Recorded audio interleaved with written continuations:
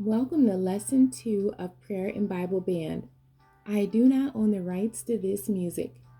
The topic is all-night prayer meetings. The background reading is coming out of Luke chapter 18, verse 1, Acts chapter 1, verses 12 through 14, Acts chapter 16, verse 25, Ephesians chapter 6, verse 18. The devotional reading is coming out of Acts chapter 12, verses 1 through 18. The central verse says, "Pray without ceasing," and that's 1 Thessalonians chapter 5, verse 17. The key terms for today's lesson are shut-ins, sacrifice, and shaken. Shut-ins, a time of separation from everything and everyone to pray and spend time with God in a physical place, church or home all night. Sacrifice, the act of giving up something that you want to keep, especially in order to get or to do something else or to help someone, or to kill a person or animal in a religious ceremony as an offering to please a god. Shaken, to free oneself from, to get away from, or to get rid of. Luke chapter 18, verse 1. And he spake a parable unto them to this end, that men ought always to pray and not to faint. Acts chapter 1, verses 12 through 14. Then returned they unto Jerusalem from the mount called Olivet, which is from Jerusalem a Sabbath day's journey. And when they were come in, they went up into an upper room, where abode both Peter and James and John, and Andrew, Philip and Thomas, Bartholomew and Matthew, James the son of Alphaeus, and Simon Zelotes, and Judas the brother of James. These all continued with one accord in prayer and supplication with the women and Mary the mother of Jesus, and with his brethren. Acts chapter 16, verse 25. And at midnight, Paul and Silas prayed and sang praises unto God, and the prisoners heard them. Ephesians chapter 6, verse 18. Praying always with all prayer and supplication in the Spirit, and watching thereunto with all perseverance and supplication for all saints. Acts chapter 12, verses 1 through 18. Now about that time, Herod the king stretched forth his hands to vex certain of the church, and he killed James the brother of John with the sword. And because he saw it pleased the Jews, he proceeded further to take Peter also. Then were the days of unleavened bread. And when he had apprehended him, he put him in prison and delivered him to 4 quaternions of soldiers to keep him, intending after Easter to bring him forth to the people. Peter therefore was kept in prison, but prayer was made without ceasing of the church unto God for him. And when Herod would have brought him forth, the same night Peter was sleeping between 2 soldiers, bound with 2 chains, and the keepers before the door kept the prison. And behold, the angel of the Lord came upon him, and a light shined in the prison. And he smote Peter on the side, and raised him up, saying, Arise up quickly. And his chains fell off from his hands. And the angel said unto him, Gird thyself, and bind on thy sandals. And so he did. And he saith unto him, Cast thy garment up about thee, and follow me. And he went out and followed him, and wist not that it was true which was done by the angel, but thought he saw a vision. When they were past the first and the second ward, they came unto the iron gate that leadeth unto the city, which opened to them of its own accord. And they went out and passed on through one street, and forthwith the angel departed from him. And when Peter was come to himself, he said, Now I know of a surety that the Lord hath sent his angel and hath delivered me out of the hand of Herod and from all the expectation of the people of the Jews.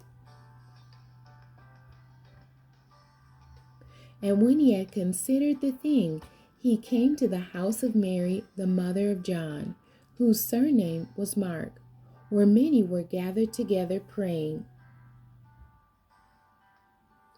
And as Peter knocked at the door of the gate, a damsel came to hearken, named Rhoda.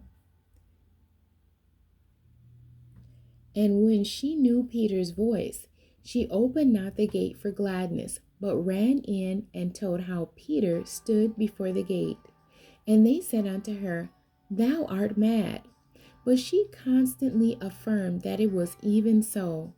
Then said they, It is his angel. But Peter continued knocking, and when they had opened the door and saw him, they were astonished. But he, beckoning unto them with the hand to hold their peace, declared unto them how the Lord had brought him out of the prison. And he said, Go show these things unto James and to the brethren. And he departed and went into another place. Now as soon as it was day, there was no small stir among the soldiers, what was become of Peter. The introduction says, Bishop C.H. Mason and the early leaders of the Church of God in Christ received salvation through the avenue of prayer. So prayer became a very important and vital part of the life of the church. These men and women would pray for hours and would forget about the time, for they were so involved in reaching God through prayer. They prayed so much that they loved praying. It was not hard for them to do what they loved, so prayer became their portion. They found out that prayer would get them into the presence of God, where they could enjoy his peace and stay focused on his promises, and where there was fullness of joy. They found that during the times of adversities, they could enter God's presence through staying on their knees, praying and receiving the manifestation of God's divine omnipresence. During the prayer time, God revealed his divine plan and direction for this great church. The discussion says, as the church began to grow in the early century, the saints found out they could not lead this church through fleshly thoughts and action. They needed God's guidance, and this could only come through much prayer.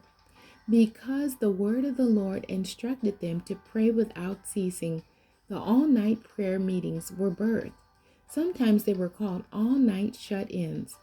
The saints read where Jesus said that men ought to always pray. So they decided as much as they could, they would follow the instructions of Jesus. So the saints would come into the church and stay until God sent a word to his people.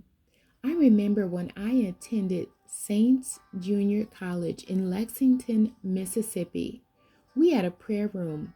When there was a concern, Dr. Mallory would send those of us who were a part of the prayer band into that room, and she would tell us to stay there until God sent a word that all things were well. If we had to stay all night, several nights, we knew that we dared not come out until we heard from God and that things were well. All-night prayer became a very common practice among the saints all over our country. The saints knew that just as God answered prayer for the early saints, if they prayed until they prayed through, that God would answer the prayers of his people. There were many examples in the background scriptures, especially in the book of Acts. Herod had killed the apostle James, and when he saw that it pleased the people, he took Peter also and put him in jail, planning to kill him after the holiday was over. But the saints had all-night prayer at the home of one of the saints. They prayed without ceasing. Some of them probably had to work, but when their work hours ended, they went right back and joined those who were there and continued to pray. It takes committed men and women who are willing to make the sacrifice to spend time with God. The late Mother Dabney wrote a book and left on record for the believers what it means to pray through. Many of the old pioneers of the church that are gone now spent their lives going from church to church in 2 and 3 weeks revival praying, preaching and teaching in all-night prayer meetings. When I started going to the Holy Convocation, the all-night prayer meetings were one of the highlights of going to the convocation. Some people would come and just stay in the temple praying day and night. So there was prayer going on 24 hours a day. Also, there were people in Bishop Mason's prayer room all day and all night, where many miracles happened. The saints know there is nothing too hard for God to do, so they continued to pray. The same night that Herod had planned to kill Paul, he was sleeping between 2 soldiers, bound with 2 chains, and the keepers before the door who kept the prison. An angel of the Lord came to him, and a light shined in the prison, shook Peter on the side, and said, "Get up quickly." As he did, the chains fell from his hands. He followed the angel's instructions, put on his shoes, put his garment around him, and followed the angel out. They came to the iron gate after he had passed the first and second ward, which led into the city.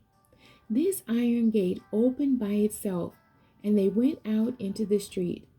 After Peter was freed, the angel departed from him, and Peter realized that God had set him free. He made his way to the home of Mary, the mother of John, where the saints had gathered for all-night prayer.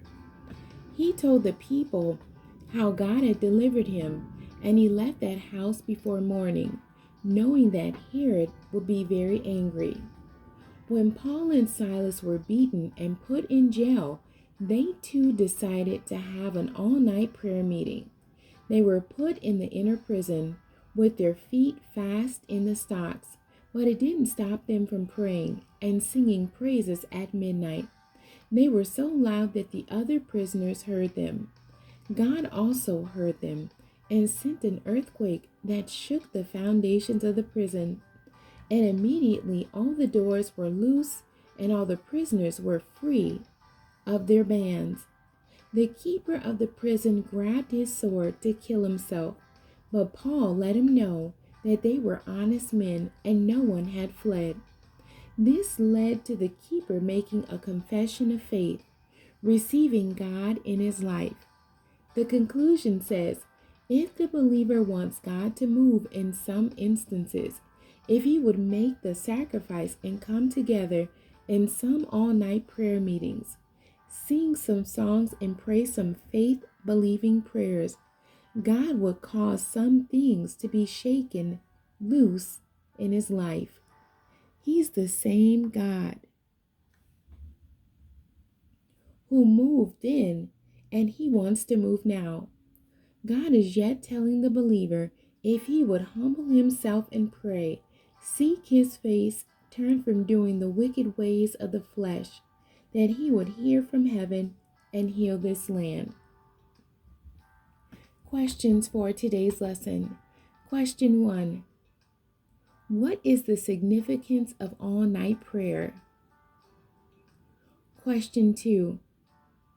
Is all-night prayer necessary in order for God to work for the believer?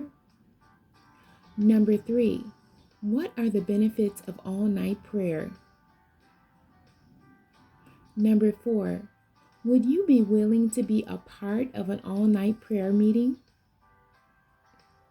Write down your answers. The essential thought says, all-night prayer may not be a commandment, but it still works. Notable scriptures for today's lesson. Philippians chapter 4, verses 6 and 7. John chapter 15, verse 7. Mark 11, verse 24. Romans 8, verse 26. Matthew chapter 6, verse 6.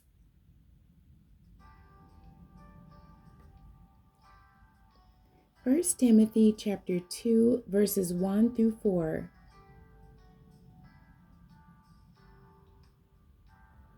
Jeremiah 33, verse 3. Matthew 26, verse 41.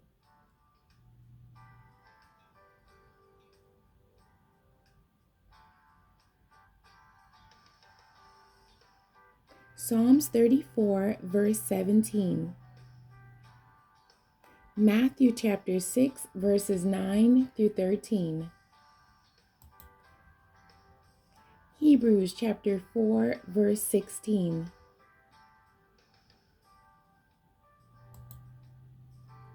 First John chapter 5, verses 14 and 15.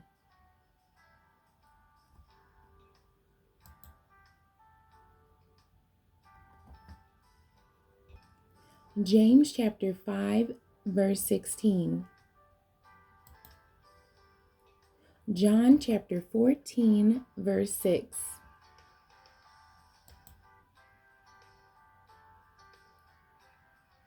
And John chapter 16, verse 13.